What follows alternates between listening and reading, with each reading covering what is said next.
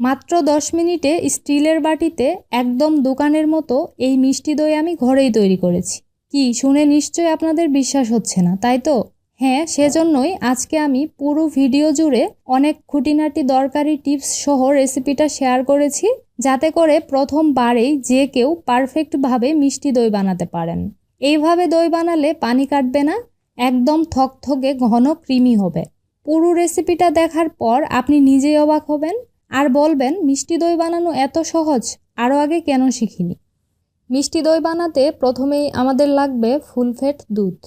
আমি এখানে 3 কাপ তরল দুধ নিয়েছি। আপনি চাইলে ফুল ফ্যাট গুঁড়া দুধ দিয়েও বানাতে পারবেন। ওই ক্ষেত্রে 2 কাপ কুসুম গরম পানিতে 1 কাপ গুঁড়া দুধ দিয়ে ভালোভাবে গুলিয়ে নেবেন। দুধটুকু যাতে দ্রুত ঘন হয়ে যায় এবং মিষ্টি দই খেতে বেশি সুস্বাদু হয়, সেজন্য 10 টাকা দামের 1 প্যাকেট গুঁড়া দুধ দিয়ে খুব ভালোভাবে মিশিয়ে নিয়েছি। তবে তরল দুধ দিয়ে বানালে গুঁড়া দুধ না দিলেও হবে। আচ্ছা, তারপর প্যানের মধ্যে হাফ কাপ দিয়ে দিচ্ছি চিনি। এক জায়গাতে চিনি ঢেলে না দিয়ে আমি এইভাবে ছড়িয়ে দিয়েছি, তাহলে দ্রুত গলে যাবে।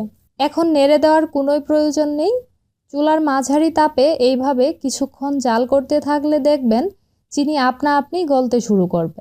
যখন গলে হালকা লালচে কালার আসতে শুরু করবে, ঠিক ওই পর্যায়ে চুলার তাপ লো হিটে রেখে অনবরত নেড়ে যেতে হবে।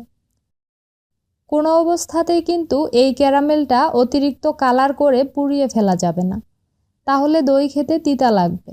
আমার এটাতে খুব সুন্দর হালকা লালচে কালার চলে এসেছে। তো এবারেতে হাফ কাপ দিয়ে দিব পানি। পানি দেওয়ার পর ক্যারামেল কিছুটা এইভাবে জমে যাবে। ভয়ের কিছু নেই, কিছুক্ষণ জাল করলেই গলে যাবে। এই ক্যারামেলের মধ্যে দুধ সরাসরি ঢেলে দিলে অনেক সময় দুধ ফেটে ছানা হয়ে যায়, তাই এইভাবে আগে পানি দিয়ে গলিয়ে নিলে আর কোনো সমস্যা হবে না। এবার একটু আগে বাটিতে যেই 3 কাপ দুধ রেখে দিয়েছিলাম, সেটা এর মধ্যে দিয়ে দিব। তারপর মিডিয়াম হাই আঁচে ঘন ঘন নেড়ে এই 3 কাপ দুধ জাল দিয়ে 2 কাপ করে নিতে হবে। যেহেতু তরল দুধ দিয়ে বানাচ্ছি, তাই একটু জাল করে ঘন বানালে খেতে মজা হয়। তবে আপনি যদি গুঁড়া দুধ দিয়ে তৈরি করেন, ওই ক্ষেত্রে বেশিক্ষণ জাল করার প্রয়োজন নেই। 2 থেকে 3 মিনিট ফুটিয়ে দিলেই হবে। আচ্ছা, মিষ্টি দইয়ে চিনির পরিমাণ কিন্তু অবশ্যই আপনাদের স্বাদ অনুযায়ী বুঝে দিয়ে নেবেন। আমি যেহেতু হাফ কাপ চিনি দিয়ে ক্যারামেল তৈরি করে নিয়েছি, তাই আর চিনি ব্যবহার করিনি। তবে আপনার ক্ষেত্রে যদি আরও মিষ্টির প্রয়োজন মনে হয়, ওই ক্ষেত্রে দুধ দিয়ে তারপর সাথে সাথেই চিনি দিয়ে জাল করে নেবেন। তো ঘন ঘন নেড়ে 7 থেকে 8 মিনিটের মতো জাল করার পর এখন এই দুধটুকু পরিমাণে 2 কাপ হয়ে গেছে। এবার চুলা থেকে নামিয়ে এই দুধটুকু কুসুম গরম হওয়া পর্যন্ত এভাবেই রেখে দিব।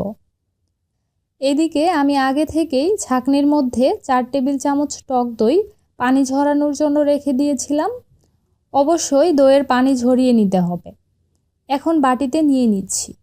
টক দইয়ের পরিবর্তে আপনি চাইলে এখানে মিষ্টি দই ব্যবহার করতে পারবেন। ওই ক্ষেত্রেও কিন্তু পানি আগে থেকেই ভালোভাবে ঝরিয়ে নিতে হবে। এখন খুব ভালোভাবে ফেটিয়ে নিব, একদম মসৃণ হওয়া পর্যন্ত।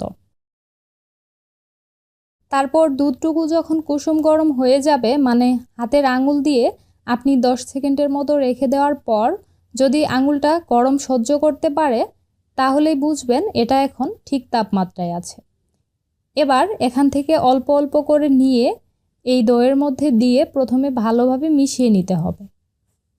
প্রথমেই এই দইয়ের মধ্যে বেশি করে দুধ ঢেলে দিয়ে মিশাতে গেলে কিন্তু দলা হয়ে থাকবে, তাই অল্প অল্প করে দুধ দিয়ে ভালোভাবে মিশিয়ে নেবেন।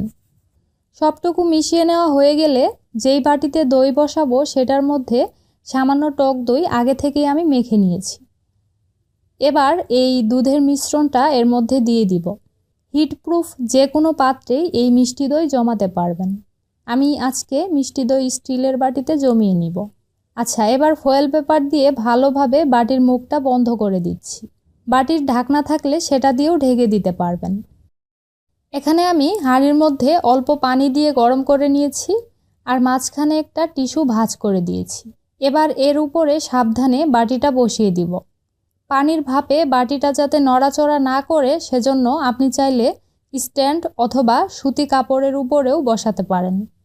আর পানি এমনভাবে দিবেন যাতে বাটির অনেক নিচে থাকে।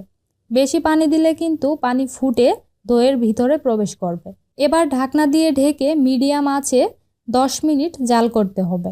ঢাকনা দিয়ে যদি গরম ভাপ বের না হয় তাহলে কিন্তু 10 মিনিটেই সুন্দরভাবে হয়ে যাবে। তো 10 মিনিট পর চুলা বন্ধ করে এভাবেই রেখে দিব পুরোপুরি ঠান্ডা হওয়া পর্যন্ত।